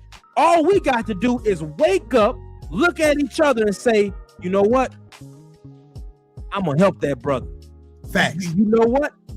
We need our children and our women to see us as black men taking charge. It's cool. Just like when the white lady approached Malcolm and she said, Brother Malcolm, I'm with your plight. How can I help? And Malcolm said, there's nothing you can do right now. Now, that might have seemed harsh to some of you in the chat. That might have seemed, man, he don't want no help from white folks. That's not what it was. What he was showing is, it is important for our children and especially our women to see images of black people taking care of black people, because there is a sickness in us right now, and you have to keep in mind, we've been through integration. We've been through the COINTELPRO program. We've been through mass incarceration. We've been through real movements that worked against us that has torn us up. Trill Will, BVO, myself, we're not generations too far from the crack epidemic. Nope. You still got people trying to get themselves together from the crack epidemic. We didn't do that alone. We didn't just do that on our own. But you know what Perfect Love would have did, my brother? perfect love would have said, you know what? We're not going to sell this poison to each other. I don't care how much money we make. Look at what it's doing to us. So there's a sickness where you can have people like a Diddy doing what he's doing, and they say, well, look at it. Now we know, my brother True, my brother BVO, we know that there are wicked white men who have done the same thing as him, but they are not going to publicize it the same way because they know that lineage matters. They know that images matter. But until we get ourselves together and realize we have to love each other enough where we say, you know what? I'm going to help you regardless. I have to love you sometimes more than you hate yourselves. And I know some people are going to say, well, what about Nipsey when he came back and helped? What about this person? Let me tell you something, family. There's some things you're going to have to choose to live and die for. And starting with the family that's in your household. If you're not ready to live and die, if you're not ready to be successful and be good for the family in your household, you can't do nothing for the neighborhood on the street. Facts. So every young person that hears Coach Hudson, I want you to understand, don't look for a Dr. King. Don't look for a Brother Malcolm. Those men were molded and shaped in a time period that is gone. You have everything that you need. And you got God. Listen, the same thing that blessed Malcolm, the same thing that blessed Dr. King, the same thing that blessed Elijah Muhammad, that same frequency is inside of you. You are made in the image and the likeness of God. You don't need nobody else. Talk. Go My ahead, bro. God, today. Oh, and I'll add on to what you just said. Then you got to tack on the multitudes of laws, systemic laws that they pass. Like the FHA, the GI Bill, Homestead Act, all that, all the advantages they gave the white people to move them out of the so-called ghettos they created for themselves. And they stuck black people there in redlining after they sucked all the resources out of it. So you got to add that into the equation as well. And my brother Coach Hudson is absolutely right. That's the reason why you have a Coach Hudson in the Trill Wheel right now. Because we have the same mentality as those brothers who came before us. And we're only passing it along to everybody out here. And we're not only doing that, we're passing it to our children too. Because trust and believe, my kids know. Trust and believe I'm going to pass it to my kids. Trust and believe they're going to know everything that I know and then some. Because the pathway that they laid for us has been set with such a stone example of what happened when black people, all we ever saw in this country was peace, equality. Leave us alone. We won't bother nobody. We didn't ask to come here in the first place. Like, matter of fact, I'll give you an example.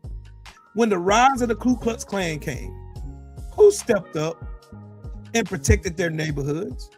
It was the former Union soldiers who were doing patrols to keep their families and other families safe at night, because those night riders came there to cause fear, destruction, chaos, and murder. That's what they did. It's exactly what they did. Look up the history of it. I challenge all of y'all to go and look. It's a part, and another reason why black people think the way we do is because they hid history from us. They hid history from us. I was a grown-ass man when I found out that black people emancipated themselves during the Civil War. I was a grown-ass man. Didn't know nothing about it. I didn't. Got to be real with you. I was a grown-ass man when I found that out. Is that a slight on me? No, because I didn't know no better. Coach didn't know no better. You didn't know no better. We did not know any better because we didn't know it was there. Just like a bunch of financial advantages that white people took advantage of. They gatekept and they didn't tell us about. We had to go and figure it out on our own. What do you think? Like, everything has been set up in this country has been set up due to racism, credit system, racism. Because they want to look at black people and say, hey, you can't afford that. But they'll give that white man who done foreclosed on 3 houses and filed 3 bankruptcies, they'll give him a loan faster than they give your black ass who pay your bills on time. That's a fact. That's still a fact today. They wouldn't give you a $500 credit line back in the 60s, but they'll give that white person down there that filed 3 bankruptcies, they'll give that to them. You know why? Because every time we tried to use what they gave us, they slammed the door in our face because we knew how to make do with nothing. My great grandmother, I remember conversations with her. I remember she used to make whole cake bread and iced potatoes. And of course, some of y'all in the chat is like, what is the world is Will talking about? Whole cake bread and iced potatoes, something they used to eat during slavery and sharecropping. It's nothing but potatoes with gravy on it. Whole cake bread was just how they use and they staunch the flour, get it together, bake it, pull it out, cut pieces off of it, and you eat. You got a meal. These white people did not understand how we were capable enough of feeding ourselves, and they gave us crumbs. We took crumbs and made soul food from it. We took the limited resources they gave us for adequate housing, jobs, education, whole nine. We took that and we became, how is it that black people are now the smartest demographic in America now? Even though they stole education from us, they kept us from doing it. They even had threats of death to you if you got educated. That is the reason why you see our community. All of this stuff that Coach Hudson said and the stuff that I added on to what he said, these are all factors you have to stir into that big old pot to wonder why we're in the condition we're in. All they had to do was take a couple black people from our neighborhoods, people that you know, and prop them up. And matter of fact, I'm glad you brought that up, BVO, because look at Nicki Minaj. Nicki Minaj ain't even Black American. Her family has no lineage to slavery in America, but she profited off of our black asses. Only for her to turn around when she felt she was at some level of prestige and tell us to go fuck ourselves. They've done that. Nicki Minaj ain't the first one. She ain't, and she won't be the last. There have been plenty of people who've made it, quote unquote, made it. But I guarantee you this, when they're done spending that token, she's gone. Just like Stephen A. Smith, just like Candace Owens, just like every other black face that you see out here perpetuating the stereotypes of white supremacy, that every single one of those motherfuckers will be gone in a snap of a finger, and they'll bring another coon just to replace them. That's the reason why our community is where it is. I will ask this because I heard Coach say something that's true, but I don't agree with, that we don't have to all follow one, which I don't think we should, but I do believe in the support of each other. Yeah. If you ever seen the famous video where they was on the train, Stokely, I think his name is real. He called himself Kwame something. I don't like to call him Stokely, but I forgot the name he like to go by. But Kwame, he was on that Kwame Ture. So when Kwame was on that train, he said all the scared niggas are dead. People forget who was standing right behind him. Dr. King was right there with him. Dr. King was right there with him when he said all the scared niggas are dead. Play the footage. He was right there when everything was going crazy in Selma. It's a fact that Malcolm went down there to support. He said, what can I do to help? And I'm saying the leadership has to be where we help each other. Nothing works like working together. Working together works. And I'm gonna tell you how I know it works. There's I'm in heavy trucks, right? So when I say heavy trucks, I mean semis, light, medium, heavy duty. There's two guys right now that own the dealership that I used to work for. These two guys used to wash cars together, right? Mm-hmm. One was a black dude, one's a Jewish dude, right? Black dude and Jewish dude get together. They got one of the biggest heavy duty stores in Northeast Ohio, right? Mm-hmm. And it was all off just them understanding, hey, what I can't do, you can do. Where I can't go, you can go. Because one person that changed my life, people probably never heard of this brother, is Reverend Clay Evans. When he used to come to Cleveland and tell us about when we could actually be somebody. And I don't know if people know about Clay Evans. I think he was a preacher in Chicago. But the stuff that he would say, I couldn't believe it because he made me as a black person feel like I could do anything. I could go anywhere. He was the first one to make me realize the Nation of Islam is not my enemy. We all brothers working for the same thing. He the one that let me know this. That's why I respect Farrakhan. That's the absolute reason why I respect Farrakhan. Because Farrakhan has been preaching that same message for years, generations. This man's been decades. He's got decades of lineage preaching that. But shout out to Lamont Griffin in the super chat. He says, blessings fam, white folks despise themselves. When left to their own devices, they destroy each other. They only agree on how they're going to treat us. We must do the same. Much love. Salute to you, Lamont Griffin. That is absolutely the truth. Like, you got to think about it. they're going to politicize everything negative about black folks. They're going to make us all believe that it's something that it's not. And you want to know what the FBI said when J. Edgar Hoover said the biggest threat in America was? It wasn't Islamic terrorism. It wasn't the drug epidemic. It wasn't none of that. It wasn't gun violence. It was black unity. Actually, the Black Messiah, as he said it. Black unity is the biggest threat in America because black unity is how we emancipated ourselves during the Civil War. That's what happened. So you think Fred was I always say this because people forget Huey P. Newton was a very flawed guy. We know about Bobby Seale now because he's a chef and all that good stuff. But yeah.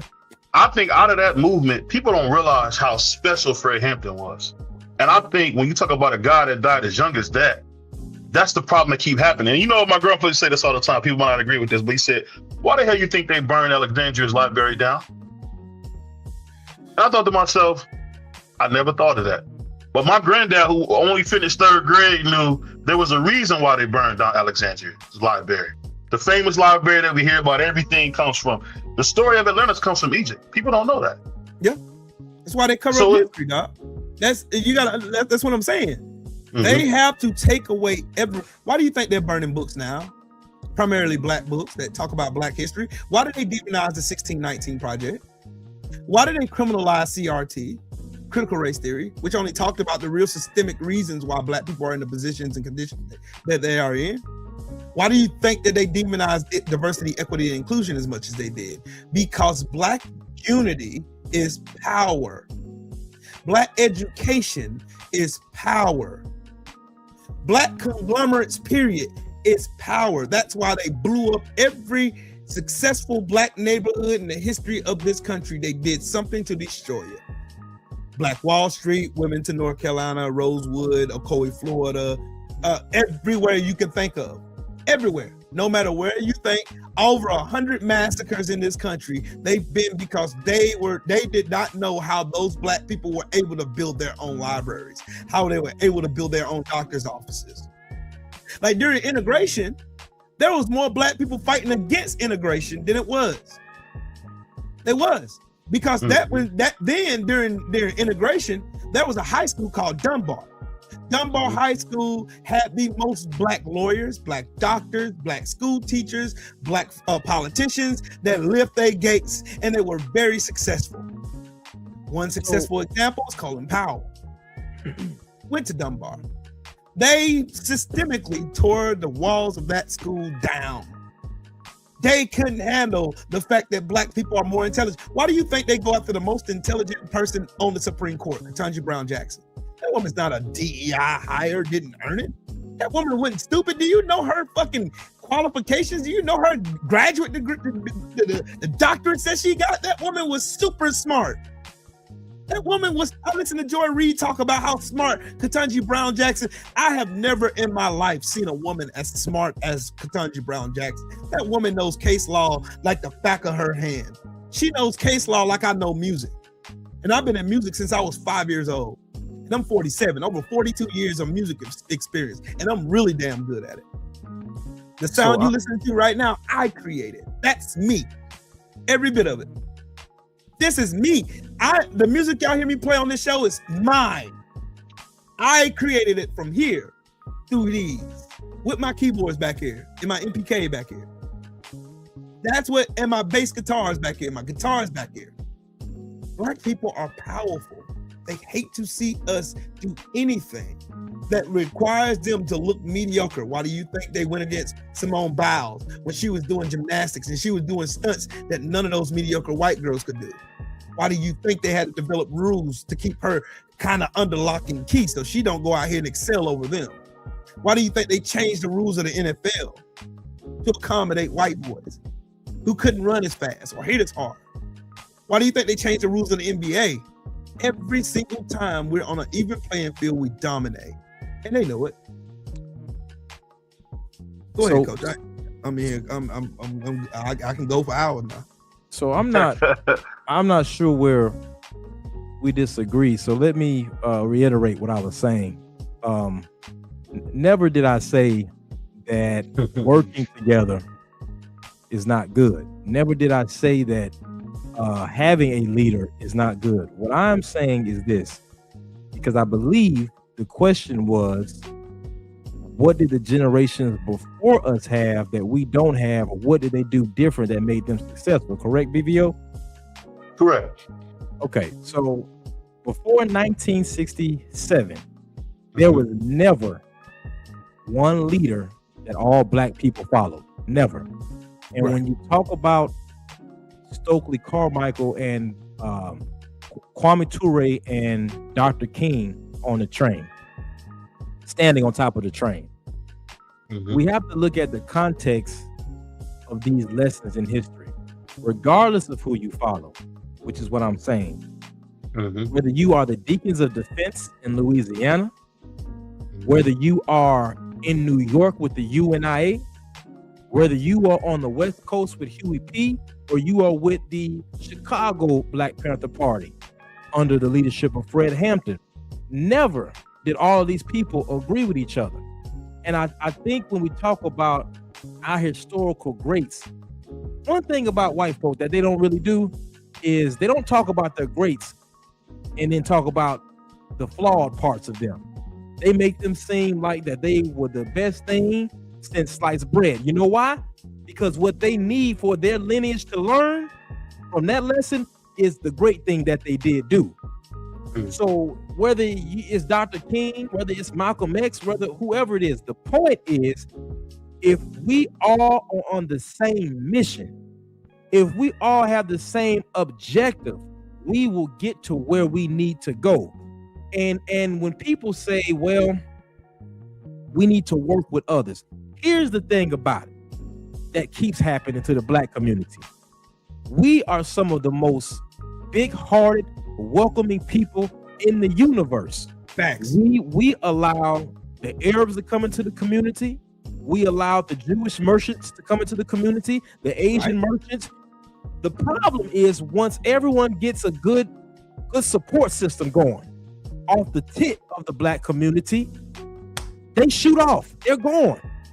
We need to do that for ourselves with no excuses, point blank, period. And we don't have to have the same exact way about going it. There's a movie, I think it's called A Night in Miami, where you have Ali, Jim Brown, Sam Cooke, and Brother Malcolm in the same room. Every brother and sister needs to watch that movie, because in the movie you realize all of these brothers in the room have a different view on the way we should go, to the point some of the brothers almost are about to fight because it gets so heated. Kind of like the conversation we're having now. They're having a similar conversation. Which way should we go? Ali saying one thing, Brother Malcolm saying another, because he's disagreeing a little bit with the way Elijah Muhammad is saying. And when you talk about Elijah Muhammad, you can't leave out that Elijah Muhammad did sit down with the Klan. He sat down with the Klan, letting them know that if you touch mine on this land that we purchased in Georgia, it's going to be hell to pay. So even though he was more of a religious leader, he was down to get militant sometimes on certain principles where him and Malcolm bumped heads. But that can be a historical conversation later. The point is, those brothers in the room had different ways of how they were going to go. Sam Cooke said, listen, man, I want to keep making the people dance. And when all things were said and done, he made the great song, A Change Is Gonna Come. And how that affected a song that we play till this day. Whether you are in Ohio, whether you are in Florida, whether you are in New York, family, we don't need one voice. We just need to be on the same page, because what I learned from the enemy is when they on the same page, it keep going. It is by no, and I will relate this back to boxing when I speak on the hypocrisy of those who are against Black American talent in the sport. Since Jack Johnson, leading all the way up to now, do you all realize that the same mission to either create a great white hope or destroy the great Black American fighter representation as this strong masculine hero has been the same since 1910? And the people who wanted to praise Ali, they didn't praise him when he was doing this thing. They waited until he was no longer a threat. So if those who are working against you, if those who influence our women and our children are on the same page, I believe we should be on the same page too.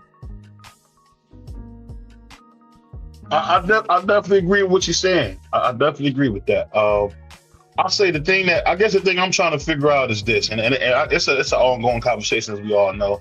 But we gotta find, not saying we gotta have one leader, but we do gotta get somebody that's at the top of the game that can speak the way Muhammad Ali did. Because one thing about Muhammad Ali, even when we go to boxing, most of us that follow boxing, like I'm a boxing junkie, we all know that. Joe Louis was the better fighter, but I feel like because of his time, he wasn't as political as Ali. People think Ali better.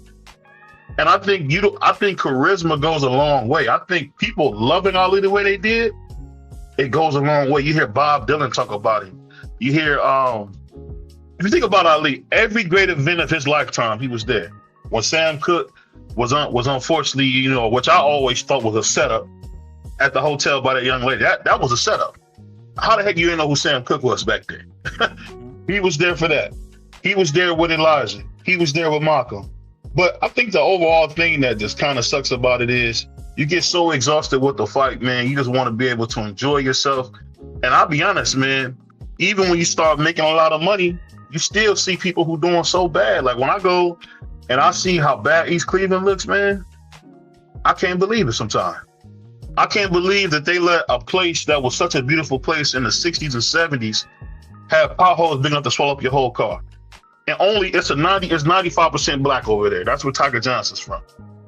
And it's like, how come everywhere you look, man, you can never see no black prosperity, man? It's like you in a constant fight. Because I know people say stuff about Candace Owens. I don't agree with Candace Owens at all. But let me ask you guys, this is a question that I always had. Do you believe somebody can sleep white and talk black? And I remember my grandma said it all the time. You can't, and she used to always say this about Harry Belafonte and Quincy Jones. She can't take them serious. This is her and my grandfather's thing. If you sleep white and talk black. You guys think that's a thing, or you think that's just an old thing that they had back then? I think people try to popularize like okay, I'll give an example. Like when you have an extensive vernacular. And I remember hearing this when I was growing up. Because I can talk and I can verbalize how I feel very, very well. And I know my cousins used to always say, you just talking white. So what does that even fucking mean? Like because I'm intelligent, that's associated with white. What about white is intelligent? There's nothing that can concrete that. But we was given that stereotype as kids because they, you know what I'm saying? They wanted to make it sound like white people were superior. And we didn't even know better when we were kids. Because all we ever heard the adults around us say, oh, you talking or acting white. Because you're acting, because you act polished, because you act dignified, because you talk with a sense of vernacular. That's what they used to say in our communities. I know I heard it a lot when I was growing up. I didn't care. That still didn't stop me from being smart. Like, okay, and then I'll go back to what you were saying. Like, we have versions of Ali, Wilder, like Ali. This man is very vocal about his people, but he's one of the most shitted on fighters that I've ever seen in my entire life. I've seen black people make all kinds of think pieces. They're doing them now. There ain't nobody coming to say, hey, man, Wilder, man, I'm sorry to hear that your lady did what she did, and she did all this, that, and the third, blah, blah, blah, blah, blah. I ain't seen none of that. I see black people calling this man a simp, saying this man is this, that, and the third, not even having no kind of decorum for this man whatsoever, when this man literally put heavyweight boxing on his back and he made heavyweight boxing relevant again. It was Wilder who did that. There was no other fighter, not the Klitschko's, not Anthony Joshua, not Tyson Fury. None of these motherfuckers made boxing relevant, heavyweight boxing relevant. It was Deontay the Bronze Bomber Wilder that did that. But you won't hear nobody come in and say that shit. Yeah, they'll make every excuse. Oh, he got plastered by Fury. Without talking about the fact that this man cheated this man 3 times. Cheated him. He had a system behind him that helped cheat. Come on. He had a whole system. This man was literally working with a criminal who Interpol right now is investigating. That's why you ain't seen Fury step foot in this country since he fought Wilder. Come on. But nobody talks about that. Just like, and again, I'll use Devin Haney since we're talking boxing. Devin Haney gets cheated by Ryan Garcia. What's the number one thing Tank fans and all these other weirdos who want to get one up in the conversation say? Oh, I can't unsee that left hook. He got a glass jaw. He got power. But none of their favorite fighters will never fight that man. But this man is willing to put the whole sport on his back. And his dad is one of the most intelligent brothers I ever had the pleasure of meeting. His dad is out here putting game in Bud Crawford's ear so he can get the biggest payday of his career. He's putting game in these young fighters' ear, but they are all on the internet. You see them look just like us. As a matter of fact, I'll make it even personal. Look at the LDBC. You got a whole community of Malcolm X's, Martin Luther King's, Marcus Garvey's, Fred Hampton's. You got a whole community of them right here. I'm one of them. The General's another one. Joe Townsend's one. My brother Shelton's one. Coach's one. Reef's March, that's another one. We got Brother Reef. We got Cali. We got all these brothers in here with the intellect. The vernacular, the testicular fortitude. My brother won LBZ. All of us, we are descendants of Malcolm X. We're descendants of Martin Luther King, and we speak with the same power that they have. Now tell me why everybody that hates on us looks just like us. And I'll tell you why. Because COINTELPRO worked. That's why. And that's why they still fight again. You can Google it. You can get on YouTube right now. Go in the search bar, type in LDBC, and watch all the hate videos pop up. And you'll see all of them. A majority of them look just like me. Look just like you. They hate on us. They hate on us when we was in Atlanta having a meet and greet. All of us coming together, meeting with one another, enjoying each other's company. No hate. No jealousy, no nothing. That's why I did a show with the General came on the stage and me and him chopped it up for hours. That's the reason why I played the videos and I showed all the pictures and all the stuff from what we did at the meet and greet, because we had black people sitting on this internet, on Luther Vandross's internet, eating on us, having fun together, enjoying one another. Enjoying one of it. We weren't doing nothing wrong. We weren't out here selling dope. We weren't out here beating on no women. We weren't out here doing none of that disingenuous shit. We was literally just enjoying one another, in the company of one another, having fun, and they were making hate videos. That's the same thing. That's why the funniest statement I ever heard was art imitates life. Everything that you can think of, boxing, the LDBC, you can see it all over the place. You see the hate. They'll make up excuse. Oh, I'm broke. Will a bitch ass nigga. I'm a liar. I'm this. I'm that.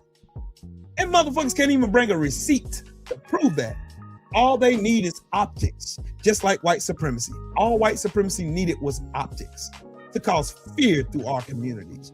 That's all the Ku Klux Klan, they based their whole idea and principle on. That's why they burned crosses. That's why they sought out, though, the weakest among us so that they can torture them. That's why they had public lynchings, to keep fear going. They rule by fear because they can't rule by nothing else. So again, I go back to what is talking white. How is talking white correlating to intelligence? When I had brothers like Malcolm X and Martin Luther King and Louis Farrakhan, I had all these brothers I can look to. My own father, I can look to them, and I see the intelligence that I always wanted to aspire to. That's the reason why you have a Trill Wheel now. That's the reason why I'm the man I am now, because I had people in my community, my big brother, my cousins. I had all of them to look up to. I had all of them to aspire to be great. I had examples in front of me, and we have to be the examples that we want to see. That's why I do what I do, because I want to be one. When it's all said and done, when I take my last breath, I want it to be said that I fought on the right side to help my people. That's why I teach adequate history. That's why I go over the parts that you can't talk about that. That's why I teach them. That's why I was giving out books on my channel. And I'm going to do another giveaway next week. This book right here. This book right here. I'm going to give away 5 more copies next week on this show. Good book. I am going to give away 5 more copies because I want more people to get in tune with what real history is. This is one of the best books I've ever read in my life. Michael Harriot is a genius. Reading, learn your history. The more you learn about your real history, the more you learn about the unwhitewashed version of America that they keep hiding from you and they keep demonizing, while they take advantage of the very exact thing that they demonize. I want you to know about it. The same thing I give you, I give to my kids. I want you to grow. I want all of us to grow mentally, physically, everywhere possible, spiritually. I want us all to grow together. That's why I'm going to keep doing my thing. I'm going to keep doing it. I'm going to keep, if I got to give out 20, 30 more copies of this book, I am going to give this copy to every single soul that I can give it to, because this right here, this is a blueprint to get you started on your journey to learning real history in this country. Hey, Will, you see Callie in the back? Hold on, I didn't see you. My bad. I was too busy running my mouth. And I got that book. Shout out to Will for that book. I actually went and bought that book. Oh yeah, greatest book I ever read, dog. I like being I think I've always tried to find my place, and I'll make it personal for me. I've always tried to find my place in the LDBC because I was one of those ones talking boxing at one point in time. But I knew I had one thing that was special. I can gather crowds and I can hold crowds for a long period of time. I had a charisma about me to where people are more engaged with me because they hear what I say. And they understand it because I know how to explain it into a way to where I make everybody understand it. I didn't know that this was going to be the journey I went on. I didn't know at the time when I started doing content creation. I got discouraged a lot of times. I did. I remember when I was at 500 subscribers getting discouraged. I remember when I lost my channel, my first channel at 1,300 subscribers, and I lost money behind it. Then I had a whole crew of brothers behind me. My brother Shelton, Drew, 7-8, BFTB, all my family. They came, they told me, hey, Will, build another one, dog. This one's gonna be better than the last one. And they were right. They were right. And now look at me. That's because Black people pushed me. It made me come out of a place of being comfortable. Because for a long time, I had social anxiety from PTSD, coming back from the military. I did for a long time. I had social anxiety, which then in turn, it turned that my biggest vice into my biggest gift. God is good. That's the reason why you have a Trill Will now. And that's why I can speak proudly when I talk about the history of my people. I can talk proudly when I expose the lies told to us by these devils. And that's why I would continue to stand on my platform and stand on the shoulders of my ancestors who bled and died for me to be able to do this.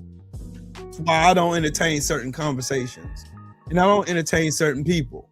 And that's why I extremely hate coons, sambos, shuckers and jivers, tap dancers. I can't stand them.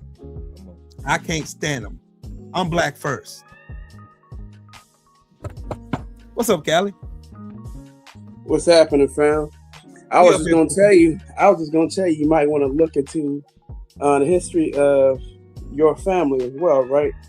So you can look up and see what some of your ancestors did. And I did what my family, right? Right. And I found out that my grandfather was very prominent in Huntsville, Texas. Helped to create a church, helped to create a university. The university is no longer in existence, but it's been marked. It's now a landmark in Huntsville, Texas. So I'm pretty sure you heard of Sam Houston, right? Mm-hmm. Yeah, I'm pretty sure you guys heard it because Sam Houston State University, right? Sam Houston was a congressman. He was the governor of the state of Texas. And there was a Joshua Houston who used to be his former slave, former servant who became his friend. And his friend was my grandfather, Strother Green, who helped set up a church in Huntsville, Texas, and also helped set up a college in Texas, which Like it's actually being used as another campus right now, but the campus that it was is no longer, quote unquote, in existence today because it lost its accreditation in, what was it, like 1988, 1989. So that's why I tell you, look into your family's history, man. I mean, I looked into my family's history from my father's side to my mother's side, whether it was my grandfather and my great-great-great-grandfather, Jack Holly, that you see in the picture right there. Yep. As my avatar, right? I'm a descendant of the Slocum, Texas massacre. I'm also the descendant of Anderson Willis, who owned a lot of property in Fairfield, Texas, Freestone County in Texas as well. Very prominent, rich, whose parents were from Africa, which would actually be by the Biafra, which is Igbo land. Actually, if you look at the genetics, his wife is going to end up being Igbo, and he was Yoruba, right? And this was in the 19th century, early 19th century, where we had roots that come up straight from Africa, right? And they were prominent in Texas. Also got screwed over and had land stolen from him. My grandfather Jack Holly, his land and his stores and the businesses, and my grandfather Abe Wilson, his land and his businesses were stolen. They were farmers. They were artisans, right? And they had all these different skills. My grandfather Anderson Willis, he was an artisan. It was matter of fact, his skill set was transferred directly from West Africa. He learned his skill set because of my great great grandfather was an artisan in what would be modern day Nigeria, right then. So they were, smelting iron for West Africa, and those skills were brought here as part of the transatlantic slave trade and applied. And it was one of the ways that my grandfather, my great great grandfather, was able to amass such a huge war chest of wealth. Yeah. you just have to look at that. That's why I said look into your history, and as well as the history of Black Americans as a whole, and see what we've done here, man. Because I'm telling you, but I also look at history and what our ancestors did in West and Central Africa as well, and you'll see, man, there were some bad motherfuckers, bro. There were some bad motherfuckers in West Africa, man. So I think a lot of folks tend to think that our history starts from slavery. It did not, right? And then you got to look at the complexities of what took place over there as well, what was going on around that time. And your whole worldview would change. There was a lot of nuances that took place right over there and here. And on top of that, too, some of your ancestors were in the Caribbean. Some of your ancestors were brought from the Caribbean. They went to the Caribbean to be seasoned, right? So basically it's called being broken, right? So they would be more docile when they were slaves on mainland America. And so they would be less likely to do an uprising or try to what is I'm trying to say? Try to push back or try to fight back for freedom, resistance. Right? Resistance, exactly, right? And so that's why they would send your ancestors to the Caribbean. Unfortunately for them, the Black folks in the Caribbean were very resistant as well, but they were resistant here too, right?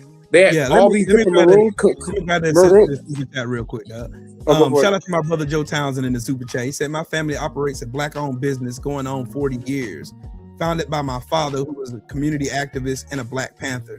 No need for me to look outside for leadership. It starts at home. Shout out to Joe Townsend and his father, man. And man, Pops is inspirational, God. And I watched Joe Townsend and his family do some wonderful and some mind-blowing things. And I'm proud of my brother, man. The old Hillside, his father doing what he's doing. I've seen the works that they done. I've seen the power that they have in their household. Him, his brother, everybody in his family. Shout out to my brother Snow Townsend, man. That's my dog for life, for real.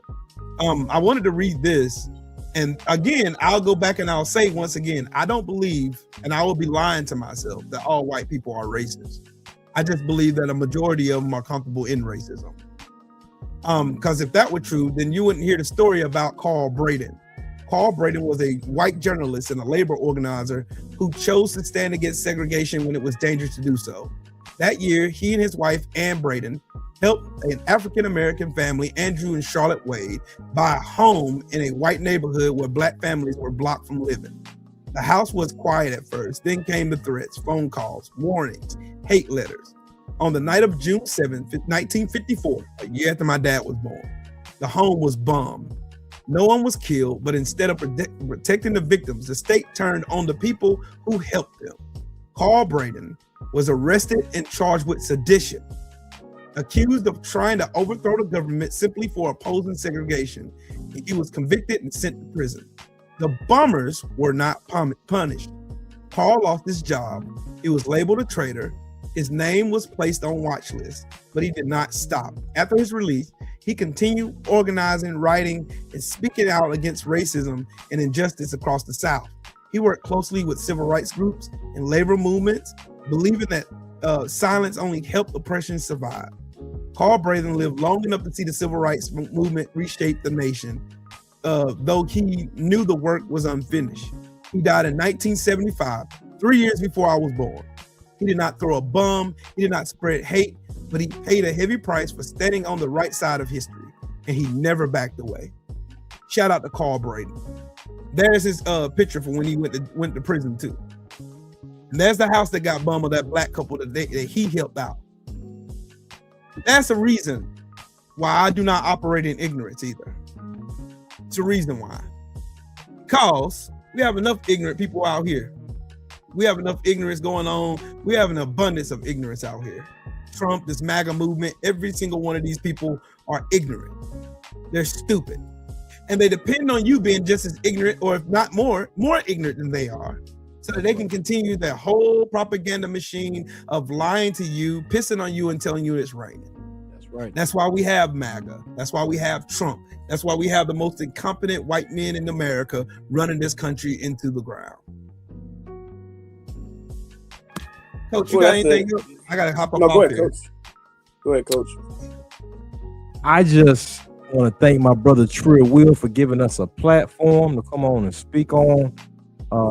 If anyone doesn't remember anything else I said, just remember this. Number one, white people who are our allies never have to be reminded that they're our allies. They just do. That's first thing. Facts. Second thing is, black people, remember this, because Joseph Townsend made a great point. Speaking on Deontay Wilder, speaking on Devin Haney, Clarissa Shields in the sport of boxing, we haven't handled those people right. We haven't handled our. Imagine that Deontay Wilder in the early 1960s. We're not the same people because our minds are not right. Until we get our minds right and get back to loving each other the way we should, we are not going to ever have another Ali. We're not going to have another Dr. King, another Kwame Ture, because people don't feel like putting their lives on the line for people who are going to return that love. I land my plane there, brothers and sisters. Shout out to you, brother. I'll say something real quick, so just to piggyback off what you're saying. I said first thing, it starts with the fact that I'm sorry, but I'm going to say it, facts over feelings. First thing is most of our people don't even know our history. Our people, they don't know where we come from, so they tend to look at everything from the vantage point of people being enslaved and beaten down. They don't know about all these Maroon crews. They don't know about all these uprisings. The fact that they fought, they didn't just fight when they got here. They were fighting on the continent. They were fighting on the ships. They were fighting on the islands. They were fighting here. I just want you guys to understand that you got to stop this thinking that our people were docile, and that's why a lot of you are afraid to claim or to respect who you are. You view your ancestors as weak, and none of them are weak. Not the ones from the 60s, not the ones from the 50s, not the ones from the early 1900s, the 1800s, the 1700s, the 1600s, or even some from the 1500s. None of them are weak. And for some of you who view them as weak, no, you and some of you would have never lasted or been able to survive through what these people survived through. The reason you're here today and to be able to even disrespect your ancestors is because how tough these people were. Facts. Learn the real history, respect your ancestors. And I'm telling you, you have to learn the history, what took place on the continent, what took place in the Caribbean, what took place in Latin America, what took place here, and build all the way up to what's happening today. Once you understand that, you'll have respect for yourselves, you'll have respect for your people, and then we can start to build from there. But you have to learn the history. And some people don't know what the history is. Some people can't even comprehend what they're reading. And that's another issue.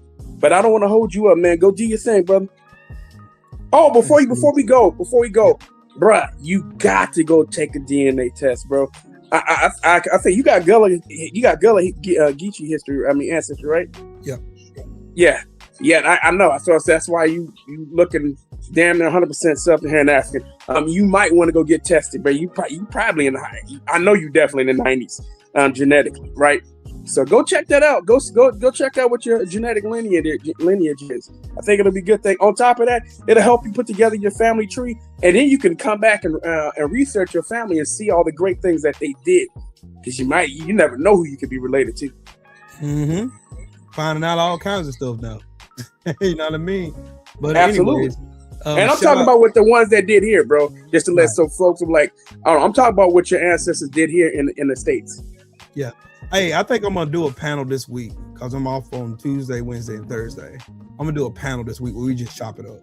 That's what it's gonna be. It's gonna be a chill ass show. But anyways, shout out to the Mighty LDBC. Shout out to my brothers. Shout out to my brothers BBO, Coach, and my brother Callie, man. Shout out to y'all. Everybody in the chat, super chat, everybody smash the like button. Thank y'all. Y'all make this place what it is. I appreciate y'all. For real, I appreciate every last one of y'all. Y'all have a great day and try to have a prosperous week. And I'll talk to y'all on this week, all right? Y'all have a good one. Peace.